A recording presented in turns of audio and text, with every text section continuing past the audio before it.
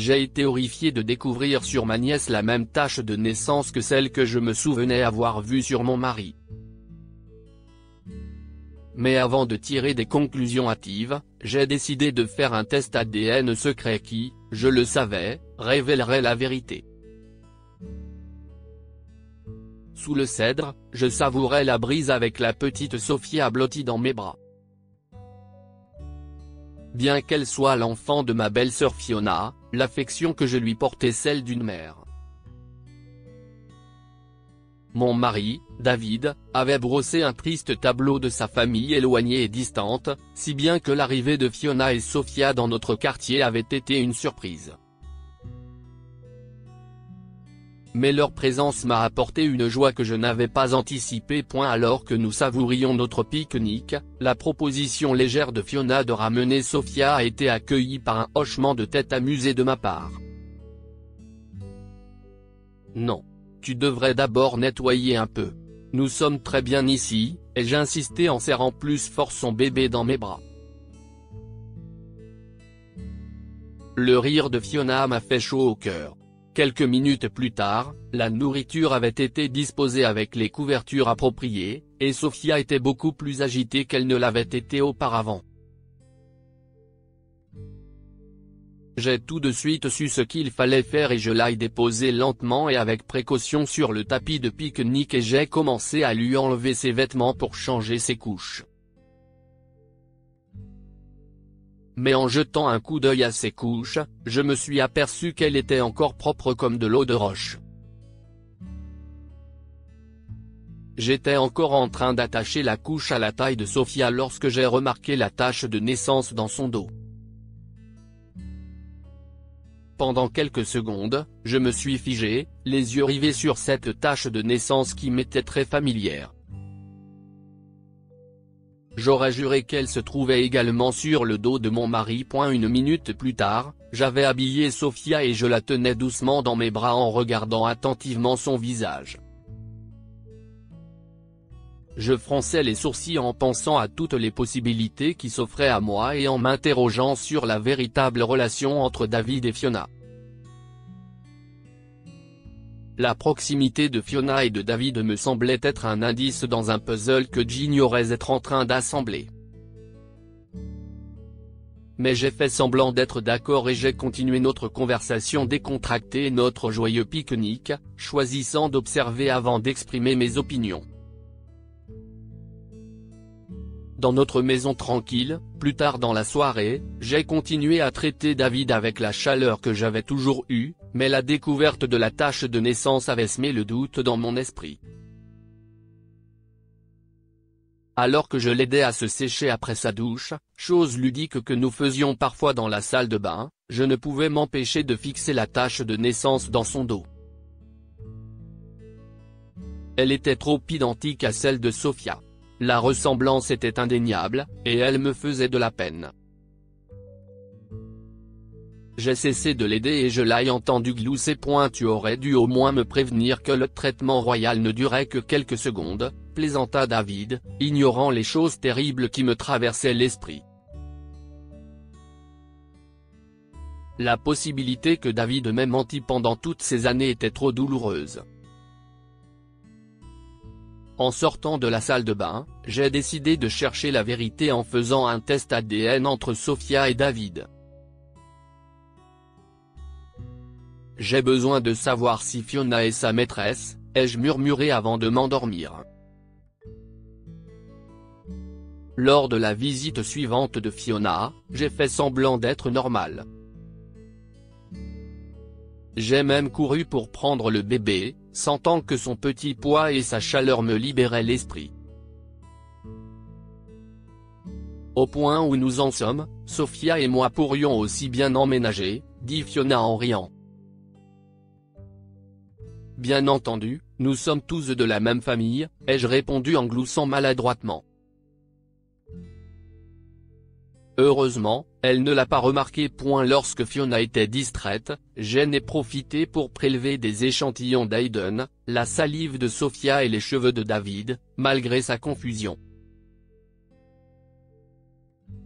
Détends-toi. Je t'ai juste aidé à retirer quelque chose de ta tête, ai-je répliqué lorsqu'il a protesté contre le fait que je lui tire les cheveux. Ma détermination s'est renforcée lorsque j'ai déposé les échantillons d'Aiden, convaincu plus que jamais de mon plan d'action. On m'a autorisé à recevoir les résultats, et j'ai accepté avec empressement. Le plus tôt sera le mieux, me suis-je dit. Les visites ultérieures de Fiona avec Sophia n'ont fait qu'accroître mon malaise. Ces tentatives de conversation ressemblaient à des moqueries, ce qui alimentait ma colère et rendait sa présence insupportable. Un jour, Fiona a essayé de me parler et, pour ne pas avoir à répondre, j'ai fait semblant d'être malade en regardant la télévision dans le salon. David et Fiona n'ont pas tardé à me rejoindre. Leurs plaisanteries décontractées m'ont mis les nerfs à vif. Mais leur discussion sur les futurs mots de Sophia a été la goutte d'eau qui a fait déborder le vase. Sophia va bientôt avoir 2 ans. Je me demande quels seront ses premiers mots, dit David avec un rare sourire en regardant le visage de Sophia. Carmen, qu'en penses-tu? Je ne sais pas. Cela pourrait être caca si ça se trouve, me suis-je exclamé. Je pense que ça pourrait être papa, a répondu David avec assurance, en bombant le torse comme un père fier de l'être. Cela m'a poussé à bout en un éclair, je me suis levé du canapé et je les ai accusés du doigt. Ça suffit. Dites-moi la vérité, Sophia est ton enfant, ai-je hurlé. N'essayez même pas de le nier. J'ai vu la tache de naissance sur ton dos et sur celui de Sophia. Ma colère s'est rapidement transformée en tristesse alors que l'eau s'accumulait dans mes yeux, rendant ma voix plus faible que je ne l'aurais voulu. Leur silence et leurs expressions choquées confirmèrent mes craintes. Chaque fois que j'essaie de poser des questions sur le père de Sophia, je n'obtiens jamais de réponse. Dis-moi la vérité, demandai-je en me couvrant le visage. Je m'attendais à ce qu'ils parlent ou se défendent, mais ils sont restés assis avec des regards choqués, comme s'ils étaient surpris que j'ai découvert la vérité. Je me suis retourné et je me suis enfui à l'extérieur. En partant, la dernière chose que j'ai vue, c'est David essayant de monter dans sa voiture et de me poursuivre, mais Fiona l'en a empêché. Je me suis réfugié dans un hôtel, espérant que la distance me permettrait d'y voir plus clair. Mais mon estomac m'a trahi. J'ai vomi tout ce que j'avais mangé dans la salle de bain de l'hôtel, persuadé que c'était une manifestation physique de la trahison que je ressentais. J'ai traîné les pieds vers le lit pour me reposer lorsqu'une pensée m'a figé sur place. Non, me suis-je exclamé, horrifié. Serais-je enceinte? L'idée de partager un enfant avec un homme qui m'a trompé m'a hanté toute la nuit. Déterminé à connaître la vérité, je me suis rendu dans une pharmacie pour faire un test de grossesse le lendemain matin. J'ai dit, je voudrais un kit de grossesse, en espérant une opération rapide. Pourtant, les questions du pharmacien et la suggestion utile d'un autre client m'ont retardé. Cela n'a pas d'importance. Je prendrai n'importe quelle marque, ai-je répondu rapidement, impatiente de partir. Une fois de retour dans ma chambre, l'anxiété m'a envahi dans l'attente du résultat du test. L'apparition de 2 lignes a confirmé mes craintes, j'étais enceinte. La réalité de ma situation, associée aux appels incessants de David, m'a fait me sentir piégé et seul. À court d'argent et d'options, j'ai décidé de rentrer chez moi, de confronter David et Fiona et de récupérer mes affaires. Fiona m'a accueilli à la porte. Carmen, je suis contente que tu sois revenue. Il y a tellement de choses que nous point mais je l'ai ignorée, indifférente à ces tentatives d'explication. Je n'ai pas voulu l'écouter. Ma décision était prise, je devais partir.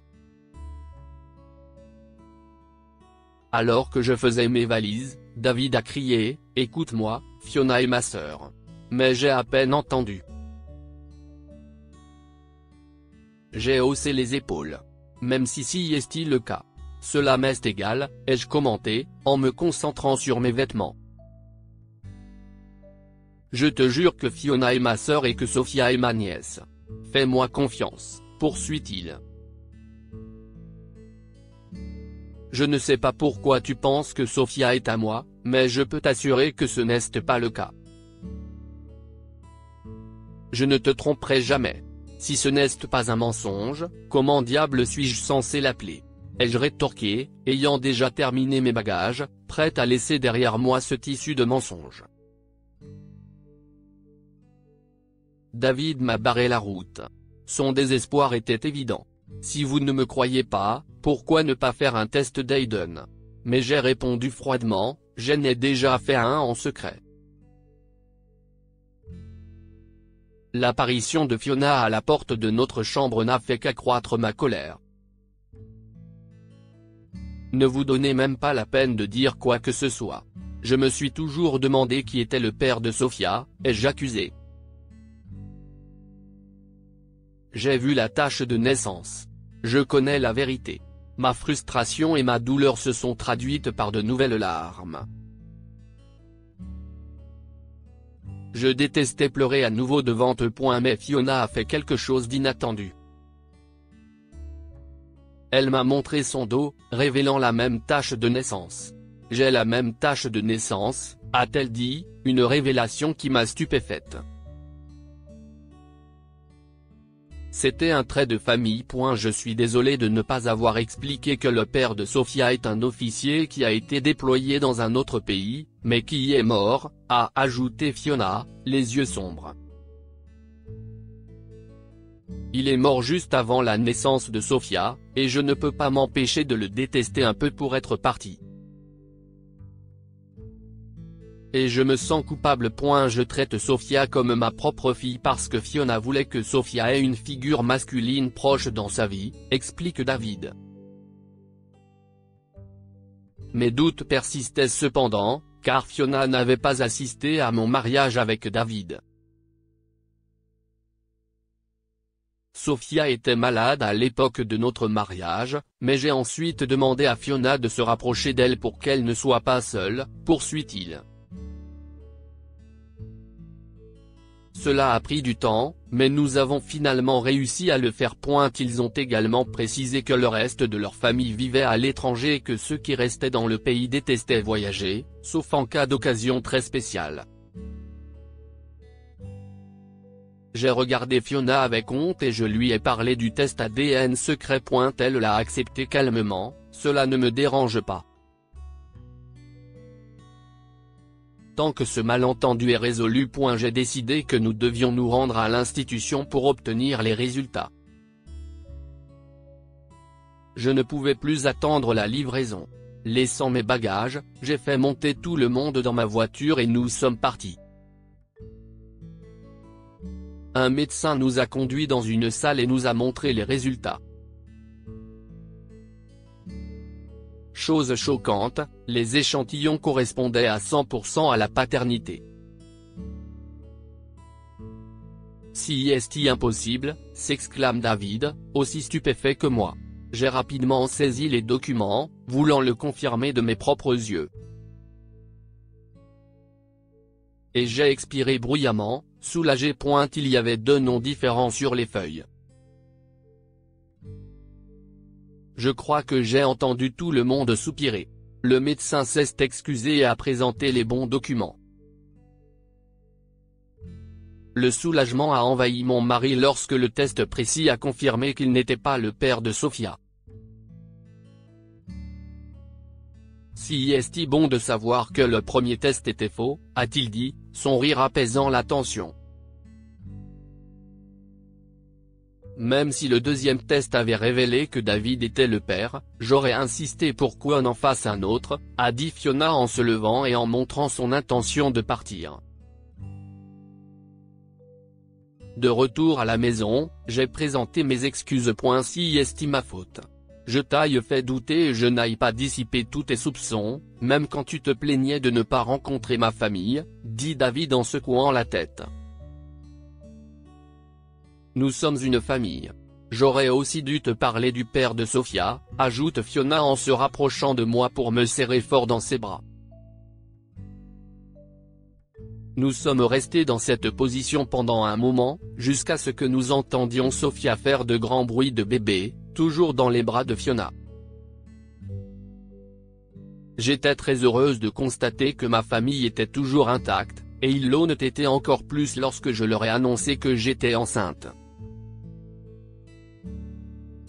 Des mois plus tard, après avoir accouché d'un petit garçon nommé Zach, j'ai été choqué de voir le nombre de voitures garées devant notre maison, car beaucoup de gens y entraient en masse. Je ne savais pas que les membres de ta famille étaient aussi enthousiastes à l'idée de la venue de notre bébé, ai-je chuchoté à l'oreille de David en tenant Zach, qui dormait profondément dans mes bras. David a ri et m'a entouré de ses bras, et avec Fiona derrière nous, tenant Sophia, nous nous sommes préparés à rencontrer le reste de la famille. Dites-nous ce que vous pensez de cette histoire et partagez-la avec vos amis.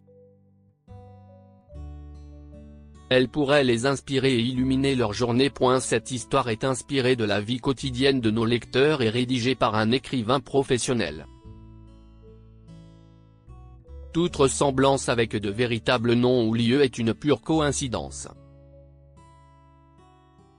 Toutes les images sont utilisées uniquement à des fins d'illustration. Partagez votre histoire avec nous. Elle changera peut-être la vie de quelqu'un. Si vous souhaitez partager votre histoire, envoyez-nous un mail à info@amomama.com.